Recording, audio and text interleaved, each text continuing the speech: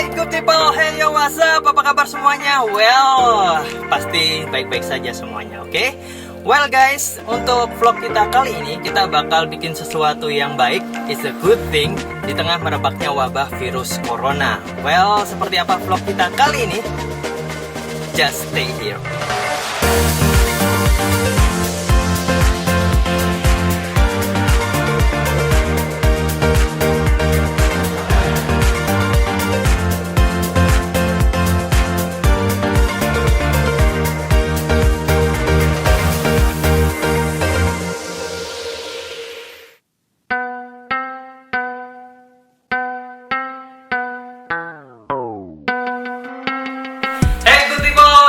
Kita sudah ditemani oleh salah satu good friend yang tentunya jadi inspiratif buat teman-teman, karena kita mau ngobrol tentang sesuatu yang berkaitan juga tentang bagaimana upaya pencegahan virus corona yang lagi merebak. Well, kita sudah ketemu sama ownernya Aterco, ada Mas Edo.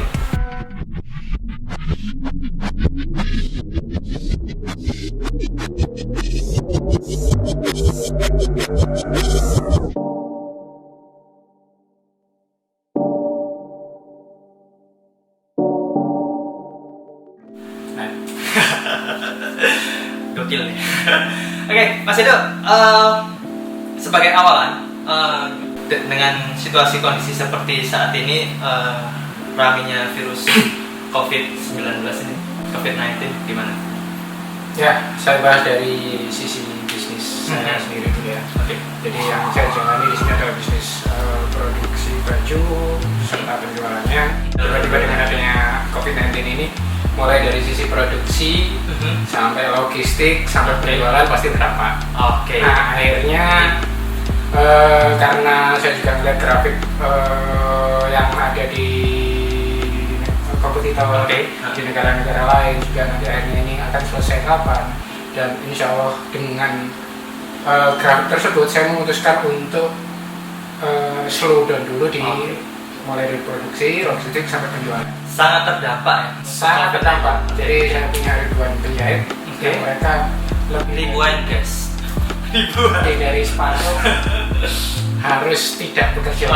Di rumah, ada yang mungkin beberapa ODP juga yang mereka harus istirahat, dan saya mewajibkan mereka untuk istirahat untuk urusan makan, insya Allah terpenuhi. Stay at home ya? Stay at home. Oke.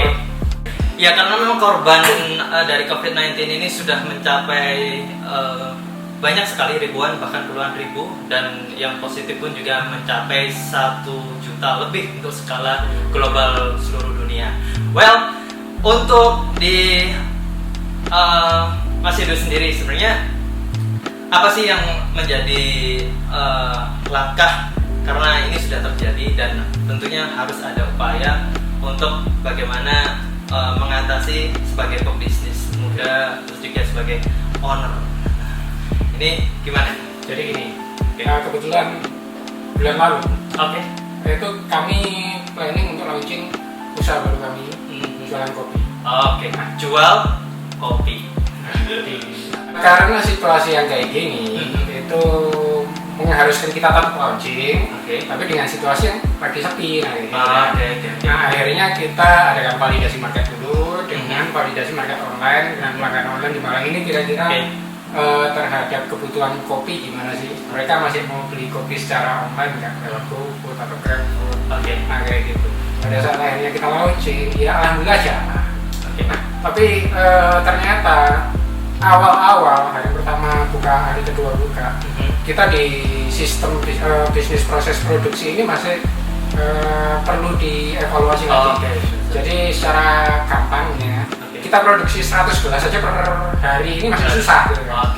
Nah, akhirnya besoknya itu saya punya ide, gimana kalau kita evaluasi bisnis proses, kita bikin SOP yang bagus, sehingga sehari bisa memproduksi lebih dari 1000 cup.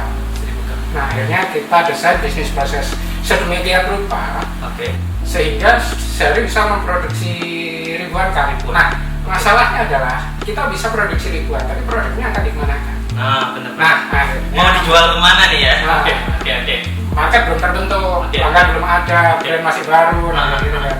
Nah akhirnya kita ada program ngopi from home yang kita itu jualan kopi itu cuma 5.000 untuk satu cupnya. Terus kita juga ada program berbagi untuk tenaga medis, berbagi semangat, tenaga medis. Kan kemarin itu banyak curhatan tenaga medis gimana? Iya benar. Waduh, saya di sini kurangan makan, mau GoFood juga nggak sempet. Logistiknya.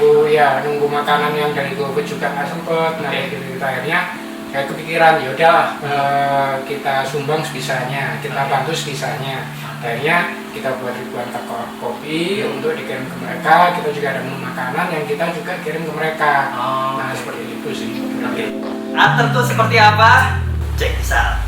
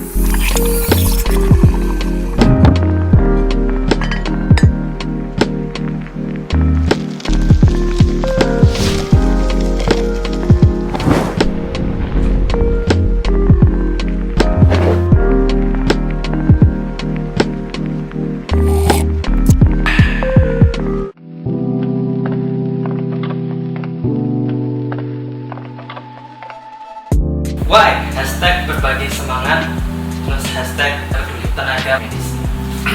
Oke, jadi kenapa ada hashtag itu tadi? Sebenarnya kami ini kan ada perubahan pola value chain management, di mana kami punya banyak karyawan yang akhirnya karyawan ini juga pekerjaannya nggak terlalu ngapa-ngapain karena customer kita berkurang. Akhirnya kami alihkan ke itu tadi, aksi berbagi semangat untuk peduli tenaga medis. Akhirnya kita produksi kopi yang banyak, produksi produk-produk yang banyak, termasuk amino dalam kemasan kimia, termasuk makanan-makanan yang mereka juga yang terlibat gitu ya? Ya, dari semua itu karyawan-karyawan yang berada di perusahaan-perusahaan itu ditarik untuk ikut berbagi semangat. Sasarannya adalah tenaga medis. Nah, ini diserahkan ke mana aja? Jadi kami ada kampanye di Instagram untuk tenaga medis yang mungkin mau ikhlas untuk menerima bantuan semangat dari kami. Itu mereka harus memberikan nama, nomor HP yang bisa dihubungi, dari mana ke mana, negara yang database, semuanya insya Allah kami berikan. Total seluruh ini untuk Malang Raya saja? Antara Malang dan Kabupaten. Well, dibagi, untuk Aterku sendiri kan tadi juga ada kopi, ada minuman, terus ada makanan. Nah, sekalian aja nih seperti apa sih?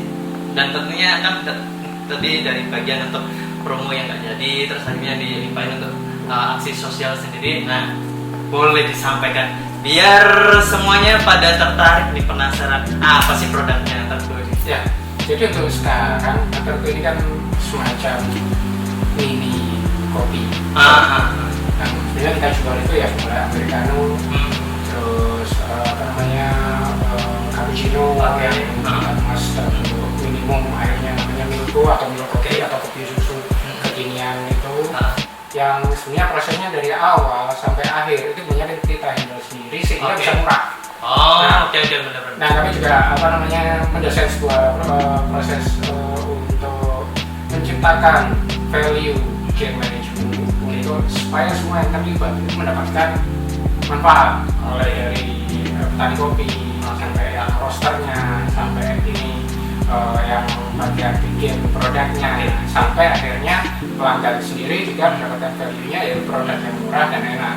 Nah itu kalau produknya banyak sekali. Hari ini kita launching 2 produk yang tropical, ada honey tea shake rasa mango sama honey tea shake rasa lemon. Terus ada juga kita bikin Belgia coklat cafe foam sama Belgia coklat choco foam. Banyak rasa nih, boleh dicoba. Nah, kalau yang penasaran kalau Atterco di mana itu sampai di mana? Jadi saat ini kami baru ada 1 cabang, yaitu di Jalan Tol nomor 21 atau di Jalan Toko Fasilitas Jam sendiri. Cuma next, insya Allah minggu depan atau 2 minggu lagi kami udah ready buka di Seljajar sama di Sigurumpa. Teman-teman bisa beli lewat GoFood atau GrabFood. Nah, atau teman-teman juga bisa ngecek Instagram kami atau Facebook kami dan bertanya-tanya di situ, nanti akan otomatis terjawab. Oke. Kan ini waktu saya kesini juga mulai pagi sampai malam nggak berhenti Mas Akin telepon, Mas kirim. Nah, sebenarnya target yang pingin dicapai sama Atterco sih apa? Kalau saat ini sebenarnya target awalnya kami yang pertama adalah kami bisa menciptakan manajemen SDM atau manajemen sumber daya manusia. Pekerja-pekerja kami bisa menciptakan sebuah produk yang berkualitas tinggi dengan harga yang murah dengan cepat. Itu yang pertama. Yang kedua, supaya produknya ini tersampaikan ke orang yang membutuhkan. Jadi di rumah sakit kan saya pengen dikirimi tapi saya nggak ngerti. Akhirnya kita kirim produk-produk non kafe atau mungkin ya sekedar kecil-kecilan air minum Kijamet seperti itu. Ya banyak lah. Intinya value yang ingin kita buat pertama adalah infrastruktur perusahaan ini sendiri supaya SDM-nya bisa memproduksi produk dengan cepat, kualitas tinggi dan rasanya standar. Waktu lihat-lihat Atterco nih, ada satu slogan yang menarik. Atterco jual kopi bukan janji, asik. Nah, why? Ya, kami nggak ingin menjanjikan sesuatu yang besar di awal, tapi realisasinya tidak seindah itu. Asik. Akhirnya hanya menjadi kenangan. Tapi nggak mau menjadi seperti itu. Tapi intinya adalah membuat sebuah produk yang value. Value-nya untuk siapa ya? Customer, untuk kami sendiri. Ini juga kan CEO kami. Ini umurnya masih 19 tahun. Yang dimana sebenarnya dia masih sangat muda gitu. Ini adalah ajang sarana dia untuk membuat sebuah bisnis yang besar. Saya support dan saya dampingi sampai menjadilah sebuah value yang besar. Value yang besar ini untuk siapa ya? Untuk pelanggan, untuk CEO-nya sendiri, untuk semua yang dipekerjakan di situ, untuk petani kopi juga. COVID-19 memang berdampak, kita harus stay at home ataupun di beberapa daerah kita harus di lockdown. Tapi bukan berarti kita berhenti untuk berkarya dan berekspresi, apalagi sebagai pengusaha bisnis di usia muda, tetap kita berpikir kreatif. Well, thank you banget buat Mas Edo dari Atterco juga, dari Fauzatama nih, warnanya banyak nih. Fauzatama Abadi, kalau emang yang mau umroh nih. Nah ini dampak juga nih, sekali nih. Pasti ya, di lockdown juga nih. Well, demikian untuk obrolan kita barengan Mas Edo, dan tentunya mudah-mudahan bisa menjadikan inspirasi buat kita semua. Walaupun kita tidak bisa keluar rumah, kita stay at home, tapi kita tetap bisa berkarya, mengeluarkan ide-ide, apalagi sebagai pengusaha ataupun juga pebisnis. Tidak boleh putus asa, tetap berkarya dan tetap semangat. Oke, makasih Mas Edo.